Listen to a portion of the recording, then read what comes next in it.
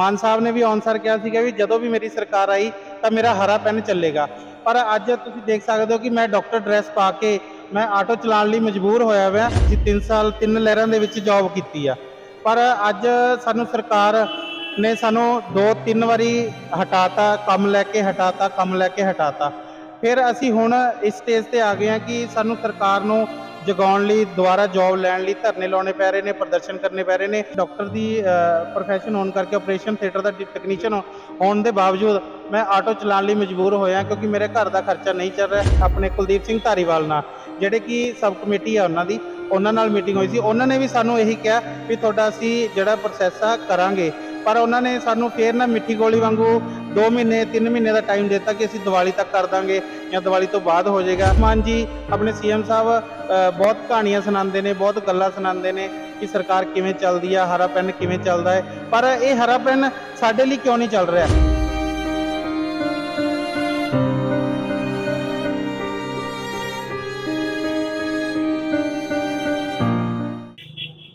ਤੁਸੀਂ ਵੇਖ ਰਹੇ ਹੋ ਨਿਊਜ਼ ਐਂਡ ਪੰਜਾਬੀ। ਮੈਂ ਪਟਿਆਲਾ ਤੋਂ ਚਰਨਜੀਤ ਸਿੰਘ ਕੋਹਲੀ। ਦੋਸਤੋ, ਰਾਹ ਚੱਲਦੇ ਅਕਸਰ ਅਸੀਂ ਆਟੋ ਹੋਵੇ ਜਾਂ ਬੱਸ ਹੋਵੇ, ਉਹਨਾਂ ਦੇ ਪਿੱਛੇ ਹੋਲਡਿੰਗ ਲੱਗੇ ਹੁੰਦੇ ਆ, ਇਸ਼ਤਿਹਾਰ ਲੱਗੇ ਹੁੰਦੇ ਆ ਕੰਪਨੀਆਂ ਦੇ। ਤਾਂ ਰਸਤੇ 'ਚ ਅਸੀਂ ਜਾ ਰਹੇ ਸੀ ਆਪਣੇ ਕੰਮ ਵਾਸਤੇ, ਤਾਂ ਰਸਤੇ 'ਚ ਨਿਗਾਹ ਪਈ ਕੈਸੀ ਜਗ੍ਹਾ, ਇੱਕ ਆਟੋ ਦੇ ਉੱਤੇ ਪਿੱਛੇ ਲਿਖਿਆ ਹੋਇਆ ਸੀ, ਕਰੋਨਾ ਸਮੇਂ ਕੱਢੇ ਗਏ ਕਰੋਨਾ ਵਲੰਟੀਅਰ ਦਾ ਧਰਨਾ ਬਹਾਲ ਕਰੋ। ਤਾਂ ਕਿਤੇ ਨਾ ਕਿਤੇ ਜਦੋਂ ਇੱਥੇ ਅਸੀਂ ਆਟੋ ਵਾਲਿਆਂ ਨੂੰ ਰੋਕਿਆ ਤਾਂ ਉਹਦੀ ਡਰੈਸ ਦੇਖ ਕੇ ਵੀ ਅਸੀਂ ਹੈਰਾਨ ਹੋ ਗਏ, ਕਿਉਂਕਿ ਅਕਸਰ ਜਿਹੜੀ ਡਰਾਈਵਰ ਲੋਕ ਡਰੈਸ ਪਾਉਂਦੇ ਖਾਕੀ ਰੰਗ ਦੀ ਹੁੰਦੀ ਹੈ, ਕਮੀਜ਼ ਪੈਂਟ ਹੁੰਦੀ ਹੈ, ਪਰ ਇਸ ਆਟੋ ਡਰਾਈਵਰ ਨੇ ਡਾਕਟਰ ਵਾਲਾ ਜਿਹੜਾ ਕੋਟ ਆ ਉਹ ਪਾਇਆ ਹੋਇਆ। ਤਾਂ ਪਹਿਲਾਂ ਅਸੀਂ ਬੋਰਡ ਦੇਖ ਕੇ ਹੈਰਾਨ ਹੋਏ, ਚਲੋ ਕਿਸੇ ਨੇ ਲਗਾਤਾ ਹੋਣਾ, ਪਰ ਜਦੋਂ ਵਰਦੀ ਦੇਖੀ ਹੈ ਤਾਂ ਫਿਰ ਹੈਰਾਨ ਹੋਣਾ ਲਾਜ਼ਮੀ ਸੀ। ਸਾਡੇ ਨਾਲ ਰਾਜਵਿੰਦਰ ਹੈ।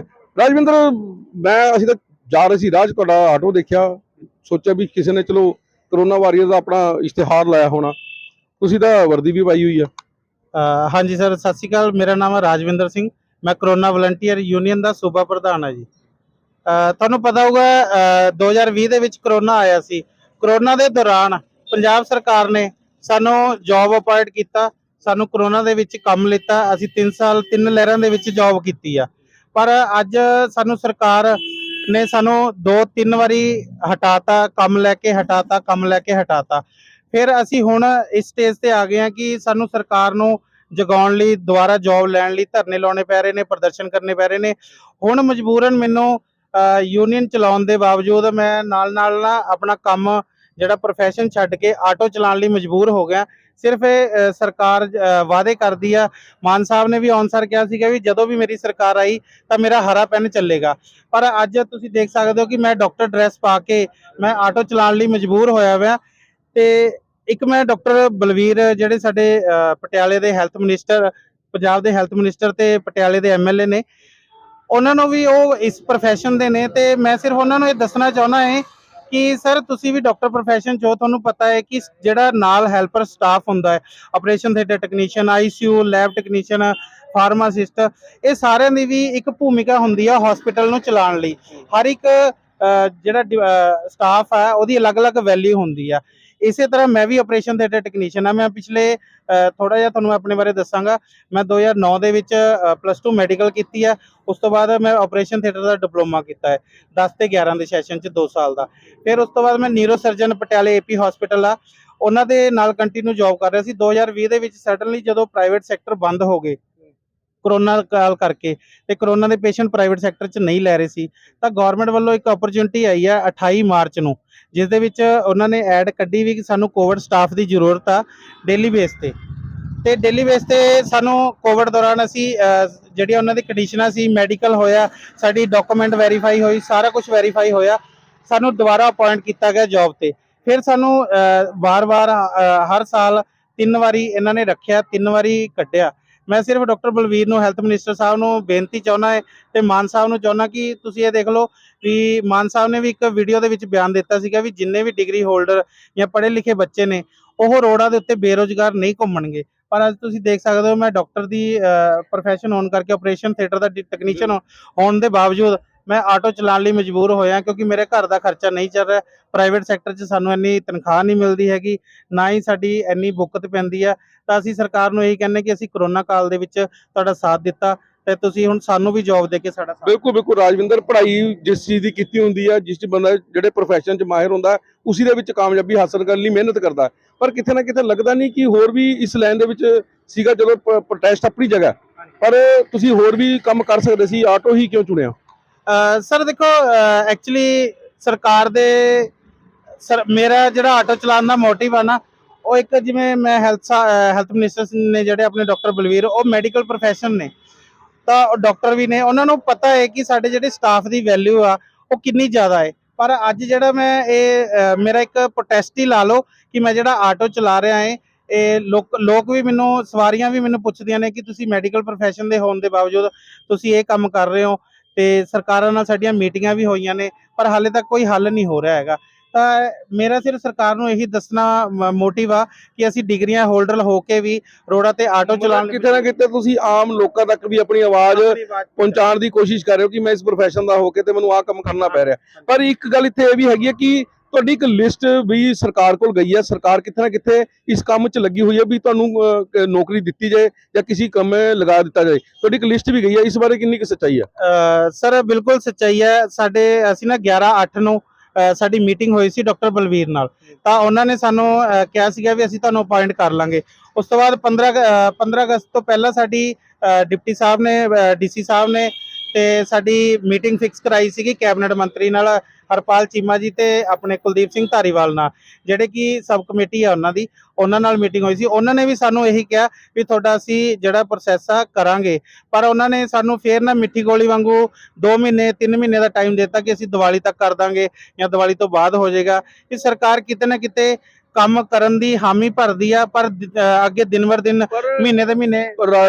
ਰਾਜਵਿੰਦਰ ਜੀ, ਜਿਵੇਂ ਸਰਕਾਰ ਇਸ ਟਾਈਮ ਕੰਮ ਕਰ ਰਹੀ ਹੈ, ਨੌਜਵਾਨਾਂ ਨੂੰ ਨੌਕਰੀ ਦੇਣ ਦੀ ਗੱਲ ਕਰ ਰਹੀ ਹੈ, ਕਈ ਅਦਾਰਿਆਂ ਦੇ ਲੋਕ ਹੈਗੇ ਆ, ਬਿਜਲੀ ਬੋਰਡ ਵਾਲੇ ਹੈਗੇ ਆ, ਟੀਚਰਸ ਯੂਨੀਅਨ ਹੈਗੀ ਆ, ਤੁਹਾਡੀ ਵੀ ਯੂਨੀਅਨ ਹੈਗੀ, ਕਈ ਯੂਨੀਅਨ ਲੱਗੀ ਹੋਈ ਹੈ ਸਰਕਾਰ। ਪਰ ਕਿਤੇ ਨਾ ਕਿਤੇ ਜਦੋਂ ਕੈਪਟਨ ਸਰਕਾਰ ਵਕਤ ਤੁਹਾਨੂੰ ਇੱਥੇ ਰੱਖਿਆ ਗਿਆ ਸੀ, ਉਦੋਂ ਇਹ ਤਾਂ ਨਹੀਂ ਕਲੈਰੀ ਕੀਤਾ ਗਿਆ ਸੀ ਕਿ ਤੁਹਾਨੂੰ ਨੌਕਰੀ ਪੱਕੀ ਦਿੱਤੀ ਜਾਏ, ਕਿਉਂਕਿ ਤੁਸੀਂ ਠੇਕਾ ਮੁਲਾਜ਼ਮ ਦੇ ਤੌਰ ਤੇ ਆਏ ਸੀਗੇ। ਨਹੀਂ ਸਰ, ਅਸੀਂ ਠੇਕਾ ਮੁਲਾਜ਼ਮ ਤੌਰ ਤੇ ਨਹੀਂ ਸੀਗੇ। ਸਾਡੀ ਜਿਹੜੀ ਜੁਆਇਨਿੰਗ ਹੋਈ ਸੀ ਸੈਂਟਰ ਗਵਰਨਮੈਂਟ ਵੱਲੋਂ ਹੋਈ ਸੀ। ਡਿਜ਼ਾਸਟਰ ਮੈਨੇਜਮੈਂਟ ਹੈ, ਜਿਹੜਾ ਵਰਲਡ ਦੀ ਡਿਜ਼ਾਸਟਰ ਮੈਨੇਜਮੈਂਟ ਆ, ਉਹਨਾਂ ਦੇ ਅੰਡਰ ਰੱਖਿਆ ਗਿਆ ਸੀਗਾ। ਸੈਂਟਰ ਗਵਰਨਮੈਂਟ ਨੇ ਸਾਨੂੰ ਡਾਇਰੈਕਟ ਅਪਾਇੰਟ ਕੀਤਾ ਸੀ ਗਵਰਨਮੈਂਟ ਜੌਬ ਤੇ ਬੇਸ ਤੇ ਹੀ। ਤੇ ਉਹਨਾਂ ਨੇ ਜਦੋਂ ਇਹਨਾਂ ਨੇ ਸਾਨੂੰ ਪਹਿਲੀ ਵਾਰ ਹਟਾਇਆ, ਉਦੋਂ ਡਾਕਟਰ ਬਲਵੀਰ ਸਿੱਧੂ ਸੀਗੇ ਹੈਲਥ ਮਿਨਿਸਟਰ। ਤਾਂ ਉਹਨਾਂ ਨੇ ਸਾਨੂੰ ਇਹ ਕਿਹਾ ਕਿ ਜਿਹੜਾ ਉੱਪਰੋਂ ਸਾਨੂੰ ਸੈਂਟਰ ਗਵਰਨਮੈਂਟ ਤੋਂ ਲੈਟਰ ਆਇਆ ਸੀਗਾ, ਉਹਨਾਂ ਨੇ ਕਿਹਾ ਸੀ ਵੀ ਇਹਨਾਂ ਦੀ ਸੇਵਾਵਾਂ ਜਿਹੜੀਆਂ ਪੰਜਾਬ ਗਵਰਨਮੈਂਟ ਅੱਗੇ ਕੰਟੀਨਿਊ ਕਰੇਗੀ। ਜਿਹੜਾ ਡਿਜ਼ਾਸਟਰ ਮੈਨੇਜਮੈਂਟ, ਤੁਹਾਡੀ ਜਿਹੜੀ ਤਨਖਾਹ ਆਉਂਦੀ ਸੀ ਡੀਸੀ ਮਾਧਿਅਮ ਆਉਂਦੀ ਸੀਗੀ? ਡੀਸੀ ਮਾਧਿਅਮ ਆਉਂਦੀ ਸੀਗੀ, ਡੀਸੀ ਮਾਧਿਅਮ ਆਉਂਦੀ। ਸੈਂਟਰ ਗਵਰਨਮੈਂਟ ਦਾ ਜਿਹੜਾ ਫੰਡ ਸੀਗਾ ਡਿਜ਼ਾਸਟਰ ਮੈਨੇਜਮੈਂਟ ਦਾ, ਉਹ ਆਉਂਦਾ ਸੀਗਾ ਹੈਲਥ ਡਿਪਾਰਟਮੈਂਟ 'ਚ। ਉਹ ਫਿਰ ਅੱਗੇ ਡੀਸੀ ਦੇ ਥਰੂ ਸਾਨੂੰ ਅੱਗੇ ਅਪਾਇੰਟ ਡਿਸਟ੍ਰੀਬਿਊਟ ਕੀਤਾ ਜਾਂਦਾ ਸੀ, ਜਿੰਨੀ ਸਾਡੀ ਸੈਲਰੀ ਬਣਦੀ ਸੀਗੀ। ਪਰ ਕਿਤੇ ਨਾ ਕਿਤੇ ਲੱਗਦਾ ਨਹੀਂ ਕਿ ਚਲੋ ਜਿਹੜਾ ਪ੍ਰੋਟੈਸਟ ਹੈ ਜਾਂ ਧਰਨਾ ਪ੍ਰਦਰਸ਼ਨ ਆਪਣੀ ਜਗ੍ਹਾ ਹੈ, ਪਰ ਕਿਤੇ ਕਿਤੇ ਆਪਣੇ ਕਿਤੇ ਨਾਲ ਵੀ ਤੁਸੀਂ ਕਿਤੇ ਜਸਟੀਫਾਈ ਨਹੀਂ ਕਰ ਰਹੇ, ਕਿਉਂਕਿ ਰੋਸ ਪ੍ਰਗਟ ਕਰਨ ਦੇ ਹੋਰ ਵੀ ਬੜੇ ਤਰੀਕੇ ਹੁੰਦੇ ਆ। ਪਰ ਇਸ ਤਰ੍ਹਾਂ ਇੱਕ ਬੜਾ ਉੱਤਮ ਪੇਸ਼ਾ, ਵੱਡਾ ਪੇਸ਼ਾ ਮੰਨਿਆ ਜਾਂਦਾ ਡਾਕਟਰੀ ਦਾ, ਜਾਂ ਜਿਹੜੀ ਤੁਸੀਂ ਸੇਵਾ ਨਿਭਾਈ ਹੈ, ਕਾਬਲੇ ਤਾਰੀਫ ਹੀ ਰਹੀ ਹੈ। ਉਦੋਂ ਕਰੋਨਾ ਵਾਰੀਅਰ ਨੂੰ ਜਗ੍ਹਾ ਜਗ੍ਹਾ ਸਨਮਾਨਿਤ ਵੀ ਕੀਤਾ ਗਿਆ, ਪਰ ਆਟੋ ਚਲਾ ਕੇ ਲੱਗਦਾ ਵੀ ਇਸ ਤਰ੍ਹਾਂ ਆਪਾਂ ਇਸ ਪੇਸ਼ੇ ਨਾਲ ਕਿਤੇ ਕਿਤੇ ਨਾਇਨਸਾਫੀ ਤਾਂ ਨਹੀਂ ਕਰ ਰਹੇ? ਸਰ ਬਿਲਕੁਲ, ਮੈਂ ਤੁਹਾਡੀ ਗੱਲ ਨਾਲ ਬਿਲਕੁਲ ਐਗਰੀ ਹਾਂ, ਕਿਉਂਕਿ ਇਹ ਪ੍ਰੋਫੈਸ਼ਨ 'ਚ ਨਾ ਬਹੁਤ ਜਾਣੇ ਨਾ ਡਾਕਟਰ ਨੂੰ ਇੱਕ ਰੱਬ ਦਾ ਰੂਪ ਦੇ ਦਿੰਦੇ ਨੇ। ਕਈ ਵਾਰੀ ਕੁਝ ਪੇਸ਼ੈਂਟ ਐਵੇਂ ਦੇ ਹੁੰਦੇ ਨੇ ਵੀ ਬਹੁਤ ਸੀਰੀਅਸ ਹੋਣ ਦੇ ਬਾਵਜੂਦ ਇੱਕ ਡਾਕਟਰ ਦੇ ਥਰੂ ਉਹਨਾਂ ਦੀ ਜਾਨ ਬਚ ਜਾਂਦੀ ਹੈ, ਤਾਂ ਉਹਨੂੰ ਰੱਬ ਦਾ ਰੂਪ ਕਿਹਾ ਜਾਂਦਾ ਹੈ। ਪਰ ਜਿਹੜੇ ਆਪਣੇ ਸੱਤਾ ਦੇ ਵਿੱਚ, ਆਪਣੀ ਕੈਬਨਿਟ ਦੇ ਵਿੱਚ ਆਪਣੀ ਸਰਕਾਰ ਜਿਹੜੇ ਚਲਾ ਰਹੇ ਨੇ, ਇਹ ਚੀਜ਼ਾਂ ਉਹਨਾਂ ਨੂੰ ਕਿਉਂ ਨਹੀਂ ਦਿਖਦੀਆਂ?